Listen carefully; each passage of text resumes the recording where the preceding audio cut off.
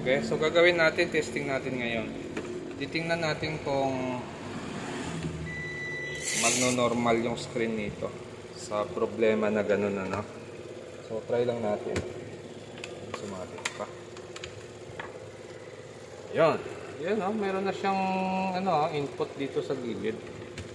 Parang okay na siya, no? Parang hindi na siya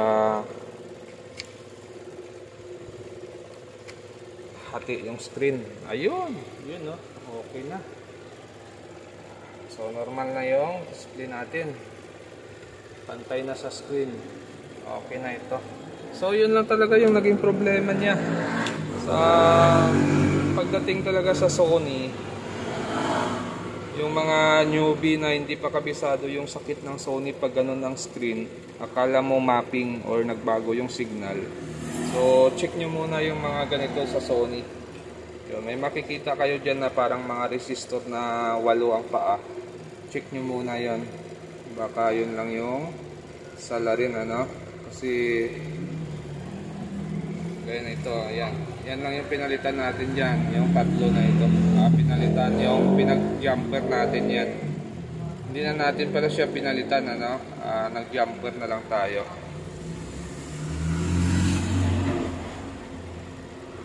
Okay. So yun, no? Normal na yung screen natin. May kulay na at maayos na yung display niya. Okay, sasarado ko lang to tapos magpa-final test tayo. So napaka-basic na lang ng problema ng ganito. Kung kabisado nyo yung trouble nya. Okay, so ito na. Final test lang natin tong ginawa natin Sony na 22 inches. So ito ay smart na rin siya, no? Yun, no? Smart na rin ito, oh.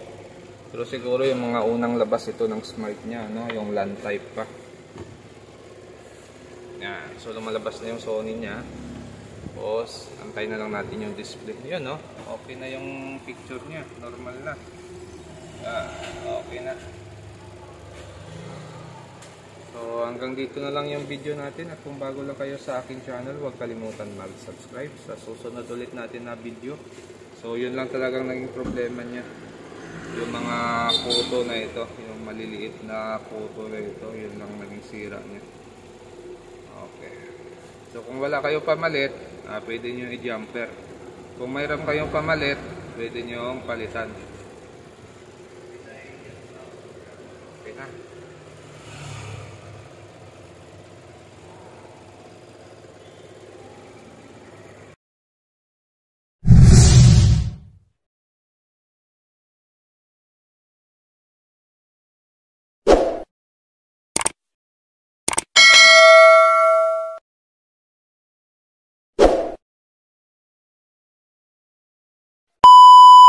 Yung Sony.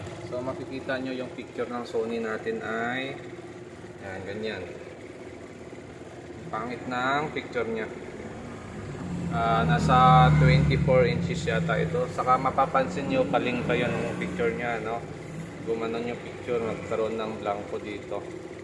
Okay, so pag ganito, try na lang natin kung kaya pa siya i-repair. At kung bago lang kayo sa aking channel, huwag kalimutan mag-subscribe. Ito yung model, 22 lang pala ito, ano?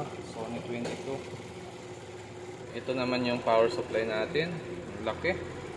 Tapos yung mainboard natin, laki rin.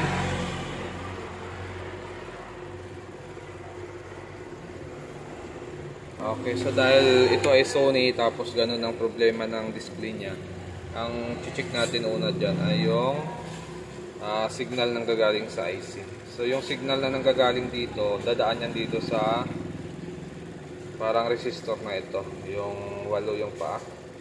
Check natin yan kung parehas yung resistance magkabilaan. Lahat yan, dapat parehas lahat ng resistance niya. Pag may nag-iba dyan, pwedeng yun ang naging problema niya. Okay? Pag check niya parang resistor lang din. Okay, so ito check natin. So check natin ito.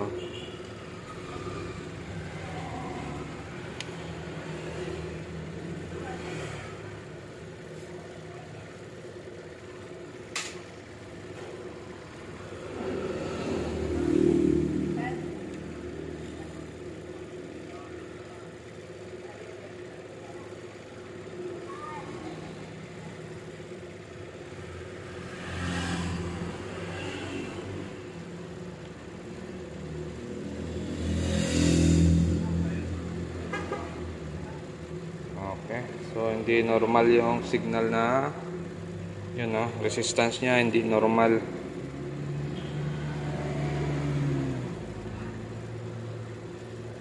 Yan, matataas yung value.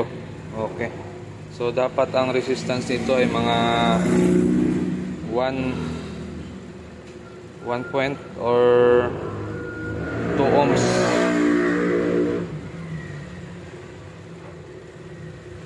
Parang fuse lang ito eh. Parang fuse lang ang function nito. Yun na, puro mega yung lumalabas. Yung iba open na. Okay, so papalitan natin tong tatlo. Pwede rin natin yan pag jumperin. Ito, jumper na lang natin yung tatlong set na ito. So ito na, natapos na natin siya. Tinanggal na natin yung tatlong resistor dyan. So ito na yun.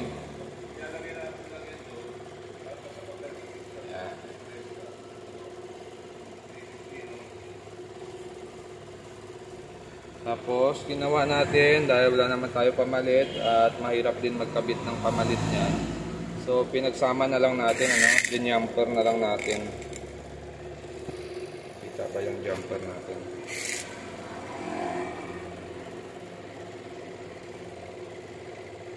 Yan. So naka-jumper na yan. Manipis kasi masyado ito kaya medyo mahirap siya mag-jumper.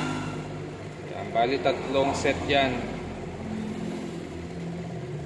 Jumper na siya.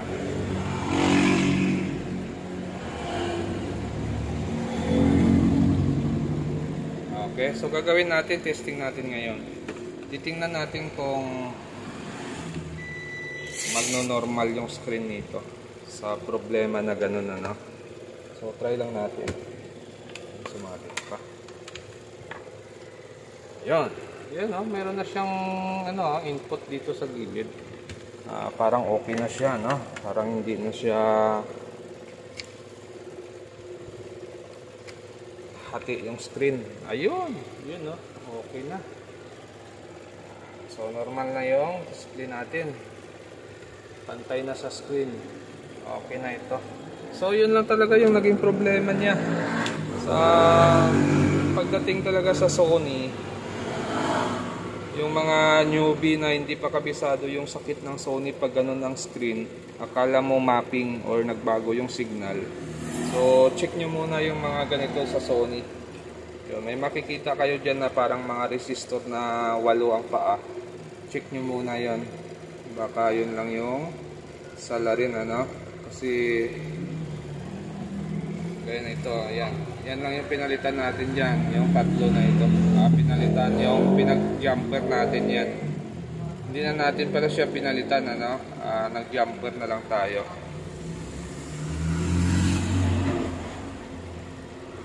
Okay. So yun, no? Normal na yung screen natin. May kulay na at maayos na yung display niya. Okay, sasarado ko lang to tapos magpa-final test tayo. So napaka-basic na lang ng problema ng ganito. Kung kabisado nyo yung trouble nya. Okay, so ito na. Final test lang natin itong ginawa natin Sony na 22 inches. So ito ay smart na rin siya, no? Yun, no? Smart na rin ito, oh. Pero siguro yung mga unang labas ito ng smart nya, no? Yung LAN type pa. Yan. So lumalabas na yung Sony nya. Tapos antay na lang natin yung display. Yun, no? Okay na yung picture nya. Normal na. Okay na. So hanggang dito na lang yung video natin. At kung bago lang kayo sa aking channel, huwag kalimutan mag-subscribe sa susunod ulit natin na video. So yun lang talagang naging problema nya. Yung mga photo na ito, yung maliliit na photo na ito, yun lang naging sira nya. Okay. So kung wala kayo pamalit, pwede nyo i-jumper. Kung mayroon kayong pamalit, pwede nyo palitan. Okay na.